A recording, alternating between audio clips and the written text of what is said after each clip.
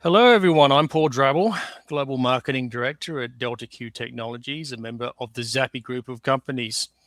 I'd like to extend a warm welcome to everyone tuning in today for this session, California Air Resources Board on and off-road zero emissions programs. It's my pleasure to introduce our speaker, Mr. Matthew Diener, who is an air pollution specialist at the California Air Resources Board. Matthew has worked on advanced technology regulations and incentive programs that apply to off-road mobile equipment and is currently leading the development of the Phased Advanced Clean Equipment Initiative, enabling production of advanced powertrains in the off-road mobile equipment sector. Before we begin, if you have any questions during the session, please add them to the Q&A tab to the top right of your webinar screen, and please note that your questions will be sent privately. At the end of Matthew's presentation, I'll facilitate a brief Q&A answering audience questions in the order they are received. With that said, I would like to hand off to Matthew. The session is now yours. Thank you and welcome everybody. Today I'm going to talk about some of the efforts that we're doing in the on and off-road space. There's a lot of things that we do in the state of California to help clean up the air for all the air breathers. And in this hour, I won't be able to cover everything, but I hope this gives you a good sense of what we're doing to reduce emissions in some critical areas. I've got an outline here of a little introduction of what is the California Air Resources Board and what are our priorities, some of the importances of on and off-road emissions, a little bit about what we're doing in the on-road space, my favorite, which is the off-road world, and what we're doing, what some of our plans are for the future, as well as some voluntary efforts, which is a newer thing that we're doing, as well as one of the most popular things that we do is incentive programs, as well as a summary of what we've discussed today. So let's get into it. First off, what does the California Resources Board do? We are tasked with protecting the air and mitigating the emissions of greenhouse gases. We have criteria pollutants that are emitted, which is a huge source of pollution from multiple sources. And this has a big contribution to ambient air quality, smog, as most people refer to it. We have toxic emissions, things like particulate matter, and these are usually point sources from a grouping of a lot of usually mobile or stationary equipment. And we also have emissions from greenhouse gases. And we have different plans that help guide us, such as our state implementation plan, our community risk reduction plans, and our scoping plans. This slide here depicts how big the problem is. In California, we represent about 1 out of every 12, 1 out of every 11, depending on the population snapshot of the United States. And close to half of that population breathes unhealthy air, as is depicted here. We have significant problems in the South Coast, the Los Angeles basin, the Soup Bowl, if you've ever visited or flown in, that has mountains surrounding half the population of the state. Everybody starts up their vehicles and goes to work and adds sunlight, and this creates huge pollution problems. We also have significant problems with fine particulate matter, PM 2.5, as well as diesel particulate matter, and of course, our overarching goals of reducing our greenhouse gas emissions. Next, I'm going to highlight a little bit about what we're doing in the on-road space. One thing I want to highlight that we're doing is regarding our advanced clean fleet regulation. This regulation was brought to require fleets that are using medium and heavy duty vehicles to transition those vehicles to the cleanest available technologies. And currently, we are looking to implement this right now for state and local government fleets. There were some recent amendments that relaxed some of the ZEV purchase requirements and expanded the compliance flexibilities. And one of our main goals right now is doing outreach to fleets so that they understand what are their obligations, making sure they have a place to participate and become informed as to what we are currently doing in this space to help keep this momentum going forward for adoption of medium and heavy-duty zero-emission vehicles. Next, I'd like to highlight a little bit what we're doing in the off-road regulatory space.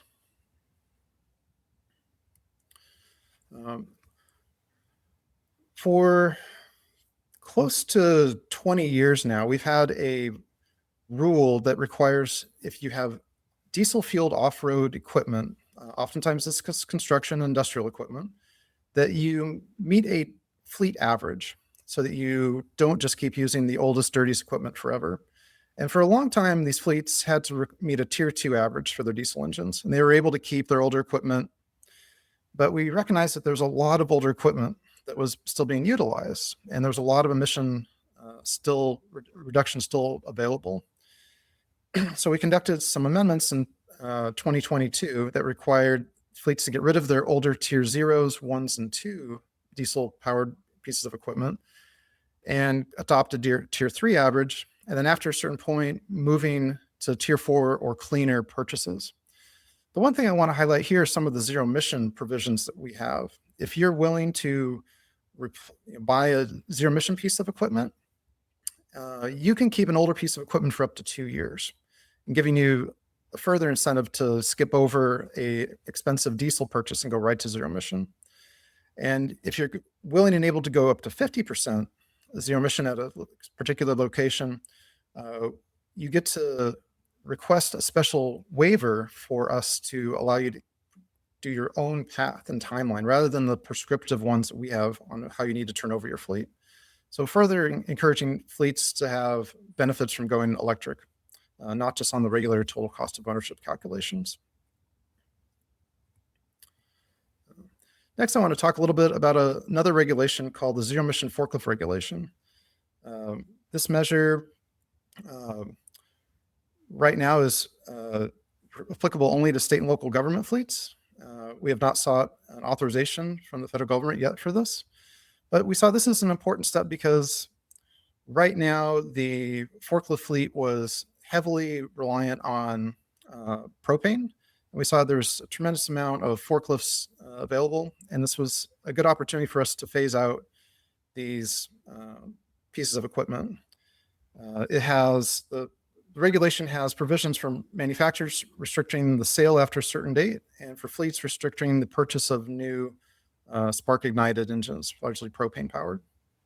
There's a number of provisions in this regulation that allow fleets additional time if the utility isn't able to meet the requirements of their electrification.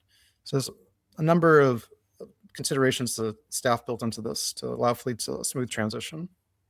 And web link there for those afterwards. It's a great place to learn more about this. Next is our small off-road engine regulation.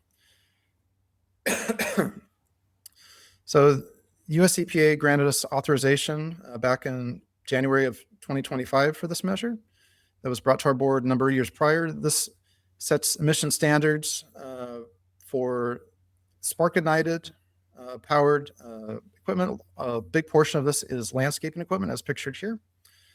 The requirements are going to transition to also in the coming years require pressure washers and generators to also meet there's new standards. There is no requirement on equipment owners or fleet owners to transition. This is strictly a new sales requirement or new manufacturer requirement. And also, those interested in learning more about what we're doing in this space are welcome to check out our websites regarding this. Next, I want to talk about some of the plans that we have, looking a little bit into the future here. One thing that I want to highlight is our Drive Forward effort. Back in 2020, our Governor Newsom signed Executive Order N7920 that established a zero-emission vehicle commitment by 2035. And last year, the governor signed Executive Order N2725 that recommits us to this zero-emission vehicle push. And the reason this is important is that our air is still very unhealthy to breathe for most of the state. We have significant budget challenges year to year. The federal government is not allowing us to move forward in the ways that we had hoped. And we're falling short of some of our goals to reduce emissions. With this Drive Forward effort, we're looking to develop regulations to reduce greenhouse gas emissions, criteria, toxic pollutants, as well as potentially looking to update state vehicle and equipment purchasing requirements and assess additional actions to advance further adoption of these clean stable pieces of equipment. We're looking at a multi-agency effort. It's not just the California Resources Board. There's other entities at the state level that are all pooling our efforts and working together to try to accomplish this. And on top of that, we're trying to come up with public process to engage to find out what are some of the best paths forward. So of course, some of these revolve around regulatory efforts. The Drive Forward effort is centered largely around looking at light, medium, and heavy-duty vehicle and fleet regulations. Incentives is an important part of that. Finding out different ways to enhance our current programs, design future runs. There's another component regarding this is outreach. We're trying to get fleets that are leaning forward and manufacturers to be as engaged as possible. And for those who are early adopters and still willing to meet some of the regulations that have been rolled back on us, additional spotlight for their investment and collaboration. None of this would be possible without public engagement from all stakeholders. So that is a key component of everything that we do and that I'm presenting today, is that these regulations, these incentive programs, these volunteer efforts are all better because of your participation. And with that in mind, even today, there's some different meetings that can be, you can tune into. Some of these are in person only. Many of these are virtual. So if you're interested in these, I encourage you to look at the Drive Forward effort on the CARB's website and stay engaged. Transitioning to off-road, I want to talk a little bit about what we're doing in the compression ignition off-road engine space. CARB is working on amendments to our diesel engine standards, and this is called Tier 5. You may have heard Tier 4 final being the most current, and that is the federal requirement. What we found is the on-road technology now significantly reduces emissions compared to what the Tier 4 final standards are. And in large part, we're looking to take some of those same latest generation of technologies and start applying them in the off-road space. Additionally, this team looked at different certification test cycles to make sure that in low load or idle operations, these engines were still meeting tight emission standards. Next, I want to talk a little bit about our cargo handling equipment regulation. If you've ever been to a port, you'll see, as pictured here, there are ship-to-shore cranes, there's trucks, there's gantry cranes, there's all sorts of equipment that is moving cargo on and off the ships, into stacks, out of stacks, onto trucks, and so many different things. Whether it's containerized or bulk equipment, it's an extensive array of equipment. And because all that is concentrated in one area, it has an outsized impact on the downwind communities. And for well over 20 years, we've had regulations that force these entities to adopt the cleanest available technologies, which is Tier 4 final or cleaner. And staff is now assessing what the next phase of that should look like. And they will be looking, they put out a technology assessment. I encourage folks who are interested to take a look at that. And they're looking at what next steps could be. And they're looking to potentially finalize this. So if you're in this industry and want to give comments, I highly encourage you to reach out to their staff. Yes, sir. Next is our upcoming potential transportation refrigeration unit initiative. Again, transportation refrigeration units, as pictured here, is on the bulkhead of this trailer. These oftentimes can also be seen as a generator that's mounted on the bulkhead of a containerized piece of equipment or on the frame of a spine chassis. for a container coming on and off a ship. This could be on straight trucks as well. These are on rail cars. This is what keeps the refrigerated and frozen cargo and critical temperature controlled shipments in check. And these all run on diesel predominantly today. And this team is looking to try to achieve significant emission reductions in this space. And I highly encourage, if you're in this industry, to talk with them and share what you're doing and give them your input. Next is our statewide clean aviation initiative. This group is looking at a multifaceted approach. Ground support equipment has been about 30-40% electrified for a long time, but it really hasn't moved much beyond that. And we see significant opportunities in getting all of this small equipment to be able to go zero emission. And we're also looking at ways in which we can reduce the taxiing emissions, as well as reducing the use of auxiliary power units that provide power to the plane when there isn't ground power available and the engines are off. And also looking at strategies to reduce landing and takeoff emissions. This group put out a paper that talked about, for a narrow body aircraft, the idling emissions are usually about 13 minutes, say taking off from San Francisco going to San Diego. It's about 400 miles and of flight time, or flight distance rather. Those 13 minutes of idle are equivalent to busing all the passengers on that plane on 4 coaches that same distance. So it's a significant amount of smog-forming emissions in particulate matter that is released just from the idling of these very efficient engines at high altitude versus them trying to move these aircraft on the ground. Next, I can talk about what I'm tasked with, which is the potential phased advanced clean equipment measure. This was identified previously as the target manufacturer rule. If you follow our state implementation plan, we've rebranded this and changed this to a phased approach. Right now, we're looking at the potential to look at generators. We see this as a big opportunity for reducing emissions. Generators are often sized for peak loads and operate far below peak. There's a number of manufacturers that are bringing not only hydrogen options, as pictured here, hydrogen genset, but a significant number of hybrid options that have some energy storage mechanism, batteries of all different types of chemistries, paired with a generator that is directly coupled or can be chained together. And the fuel that is burned is significantly lowered.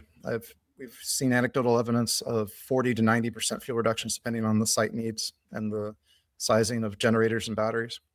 So in addition to that, we're also looking at potentially a measure on the mobile equipment where we have authority to, and where the equipment has availability and the site conditions are such to encourage further adoption of off-road equipment that is the cleanest available.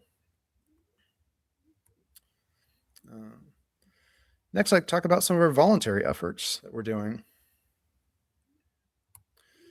One of the newest things we have is the California Clean Construction Program. This is a voluntary, non-monetary program. As I spoke earlier about our diesel off-road fleet regulation, one of the requirements of that is that if you want to bid on jobs today, a lot of people will require that you show a certificate of compliance that your diesel off-road fleet is meeting the state emission requirements. But it doesn't say if you're doing anything cleaner than the minimum. And this program is designed to layer on top of that diesel off-road fleet rule to encourage fleets to use the cleanest available on projects and also to highlight the good work that they're doing. This has a standardized methodology. It was just launched here a few months ago. And what does it look like? This is the short list of equipment where if you want your project to meet a California Clean Construction metric, then this is the type of equipment that at a minimum we want to see being brought. And this, through collaboration with industry, was seen as equipment that is readily available in most areas in zero emission equipment that we want to see being brought to the sites. There's a lot of other equipment, but we felt like this was a good place to start, and it's something that we're going to look to update in time. Going back to our Drive Forward effort, One of the things that we're also looking to do is to try and find different partnerships. The Clean Fleet Connect is trying to reward and acknowledge the fleets that were early adopters and are still trying to meet the requirements of some of the measures that were rolled back, so that if people want to contract with some of the cleanest fleets that are moving equipment, moving goods in the on and off-road space, they have the ability to do that. Drive Forward Leaders recognizes the manufacturers of vehicles that still are meeting the requirements that we have laid forward in previous rulemakings that the federal government has rolled back, in addition to the California Clean Construction Project that I just highlighted. And we're trying to, again, reward those who are putting out contracts, partnerships, and finding ways through procurement to further the adoption of zero-emission equipment.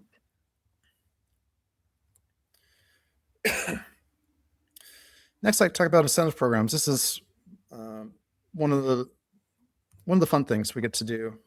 I've participated in this in years past. As highlighted here, we have a wide suite of different incentives that we have available. Some are focused on improving air quality, smog reduction and particulate matter.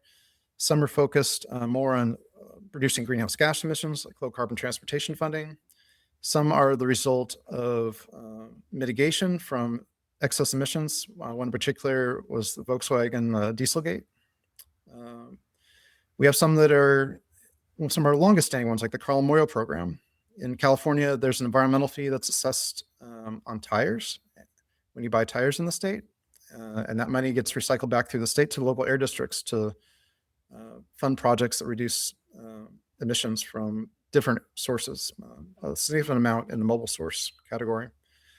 We have specific ones in the agriculture space as well as ones that are dedicated to community air protection. These are the communities that have some of the most significant air quality burdens to deal with. They have special carve out of funding just for them. One of the ones that falls under the on-road space is the Clean Truck and Bus Voucher Program. People usually refer to this under its historical name of HVIP.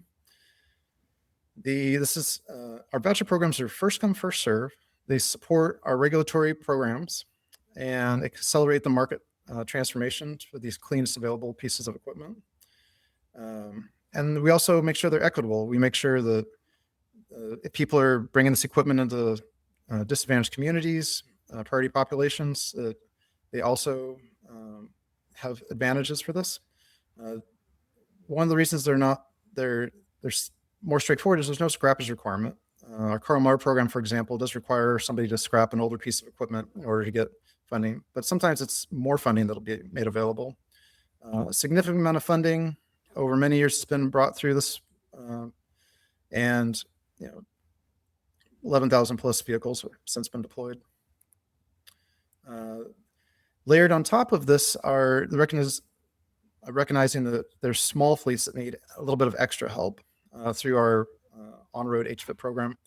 And this one is one that is just focused on the small, least well-capitalized fleets. So they still have access and opportunities to adopt these cleanest available pieces of equipment.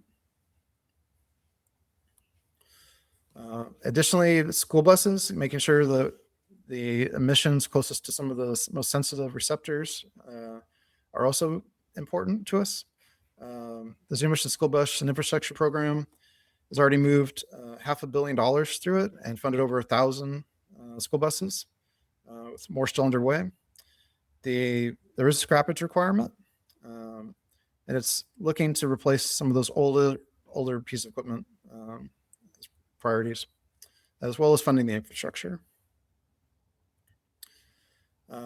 Additionally, there's a recognition that some of these fleets, their biggest capital investment may be the truck that they drive, and making sure that if they need to take out a loan, that the state has backed that loan. And this program is layered on top of an older one where when we required fleets to buy cleanest available 2010 and newer diesel trucks, we made sure that we had a loan guarantee program as well. So this is a further continuation of that just in the zero emission space. As I alluded to earlier, one of the longest standing programs we have is the Carl Moore program. And it just hit its 20-year anniversary.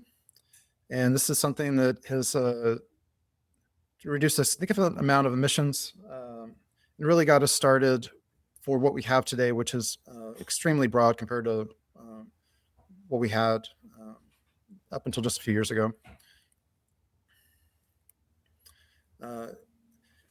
Highlighted here is where we stand on some of the in total investments versus where some of the investments in zero emission are happening.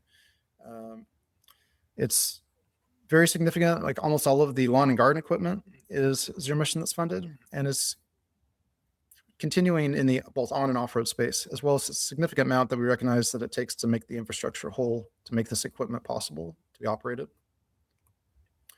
The core program, I was one of the staff that helped start this back over 6 years ago now. This is just like the HVIP program, it's a voucher for commercialized pieces of equipment. It's first come, first serve. It's started off as a freight and freight enabling program. The program has since been expanded because of additional sources of funding to include agricultural equipment, construction, forklifts, as well as even locomotives, mobile power units, or energy storage, as well as commercial hovercraft. There's proposed to use some of our air quality improvement funding, about $68 million. That could be relaunched subject to board approval later this year. So if you're interested in that, I encourage you to tune into some of their upcoming announcements. And for anything that I've discussed, if you're interested to learn more, I highly encourage you to take a look at each webpage and sign up for the email distribution list. You'll be the first to know when program updates and relaunches happen. A little more details on core. So far, about for something that's just 6 years old, it's moved a significant amount of money, over $500 million in the heavy duty space for heavy duty equipment and charging. We had a special allocation when our small off-road equipment measure was passed by our board. The legislature appropriated us $30 million for professional landscaping equipment, and that was extremely popular. Over 69,000 pieces of equipment have been purchased through that. As compared to close to 4,000 pieces of heavy-duty equipment and infrastructure. Next, as I discussed briefly a little bit earlier, is Farmer. This is a special allocation just for the agriculture community. It utilizes the Carl Moyer guidelines for scrap and replace. One of the highlights here are these agricultural utility vehicles. Nearly 4,000 of them have been funded, and I believe every single one of those has been electrified in those purchases. Much of the other is going from older diesel to cleaner diesel, but this is really a success where when the right equipment is able to replace traditional internal combustion, it's been a big win for those looking to get rid of their older stuff. And we don't just fund commercial equipment. We fund things that are the first of their kind. We've moved over $600 million in funding to support the development of different on and off-road pieces of equipment. Pictured here is a fuel cell ferry that we helped fund that's operating in San Francisco. Pictured also is a zero-emission crop dusting plane that is remotely controlled, as well as some now commercially available small and compact construction equipment. This is furthering our commitment that we need to support technology advancement at all different levels as well. So in summary, we've talked about the need for achieving air quality standards and climate goals and all the different pathways that we're doing through regulations, through voluntary efforts, through incentives and collaborations. We have a lot of potential initiatives. We have, again, a growing portfolio of incentive programs and an emerging opportunity for what we see as optional and voluntary measures to continue this momentum. And what I want to encourage is everybody who's interested, if there's one or more things that speak to you, check out our program on these websites. get involved with the staff and participate in the public process, because these programs are only as good as the feedback we get of what's working, what's not, and advice as to how we can better them. Because it's not just in California that these measures are happening. It's also other states, especially in our incentive programs, that are starting to mimic them as well. One I should mention is state of Washington, a program called WAZIP. They have basically taken the best of our on and off-road voucher programs, HVIP and CORE, and they are mimicking those for the air breathers in the state of Washington. So also reduce on and off-road heavy-duty emissions. And I think launches in about 7 or 8 days. So, and that's in addition to other programs in other states like New Jersey and New York and Colorado that have programs that have voucher or scrap and replace programs. So it's a growing field of others outside of the borders of California that are trying to also do what they can to reduce emissions. And with that, you're the end of my presentation. Thank you for your attention. Okay, well, thanks very much, Matthew. It was great to see that California is leading that charge to reduce emissions. So that's terrific. We do have some questions that have been submitted. The first one is around: do you envision incentives to support the growth of low-speed vehicles? And there's MVSS 500. I'm not sure what that is, but in Florida, these local mobility vehicles replace most ICE miles within 5 miles of a home on roads at or under 35 miles per hour. So what I think you're referring to is when I hear low speed vehicles like this, I think that we historically included what we called neighborhood electric vehicles, or NEVs, in some of the early programs.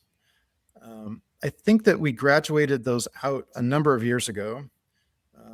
I am not aware of any current efforts to reincorporate low speed or neighborhood electric vehicles back into our programs.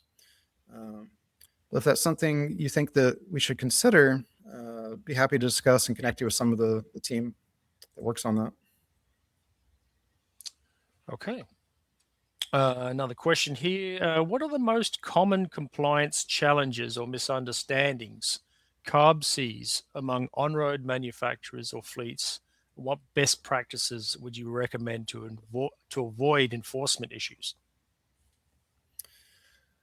I think a lot of our traditional legacy manufacturers are very well versed in the requirements that they have. It's a multi-year process if you're bringing a piece of, say, diesel-powered equipment or an engine into market, and early engagement is really important, and that's something that I think a lot of newer manufacturers maybe don't appreciate. If you have requirements for, on an internal combustion powered platform, say in the on-road space, there's onboard diagnostics. There's different requirements of, the diagnostic connector has to be a certain size and a certain location. And for some new manufacturers, I think that can be a little bit of a new thing that they may not recognize. So engaging with staff, it doesn't cost anything to give us a call. Finding out this information is all public. So early engagement and open dialogue can save people a lot of time and effort in the end. Okay. Next question, the final question. How does CARB currently interpret and enforce compliance for real-world emissions, especially regarding in-use testing, PEMS data, and enforcement actions? I can speak a little bit to that. It's a little bit outside of what I work on, but real-world emissions became a popular and important topic after Volkswagen installed a number of defeat devices that allowed their vehicles to emit much more outside of a testing mode.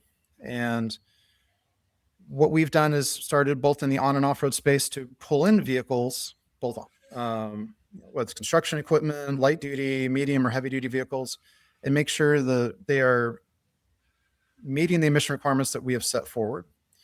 And we do this through in-use testing in our laboratory in Riverside, the office I'm based out of here in Southern California. We have a state-of-the-art testing facility where we can test anything from motorcycles and ATVs all the way up to Class 8, 80,000-pound loaded trucks to go up and down the Cajon Pass towards Las Vegas. And we bring the lab with us. That is the PEMS that you alluded to, the portable emission monitoring system. It's the laboratory that is strapped to the top of the cab of a tractor or on the bed of a truck. And when we find that things aren't right, we start engaging with the manufacturers to understand what's going on. Is there something that we're missing? And see in the news occasionally that a company agrees to settlements or agrees to recalls. These are all things that are done that are confidential until they're brought to light because of the nature of them. But they're things that we're constantly trying to make sure that we're keeping manufacturers honest so we can protect the air breathers. Okay, I see no more questions here, so I think that's it for this session. Matthew, I'd like to thank you. It was a terrific presentation there. Do you have a LinkedIn profile? If you want to do. I don't. If you rather than that, if you want to just reach out to me, all of our emails are the same. It's matthew.diener@arb.ca.gov. Yep, terrific. If you want to reach out and connect with Matthew and got more questions, please do that. But that does bring the session to an end, and we really hope you found the presentation to be educational, insightful. These sessions are recorded. All attendees, all registrants will get links to all of the sessions once the conference is over. So I hope you can stay with us and join us for another session. And we thank you for being a part of this year's Future of Electrification Conference. And take care and have a terrific day. Thank you.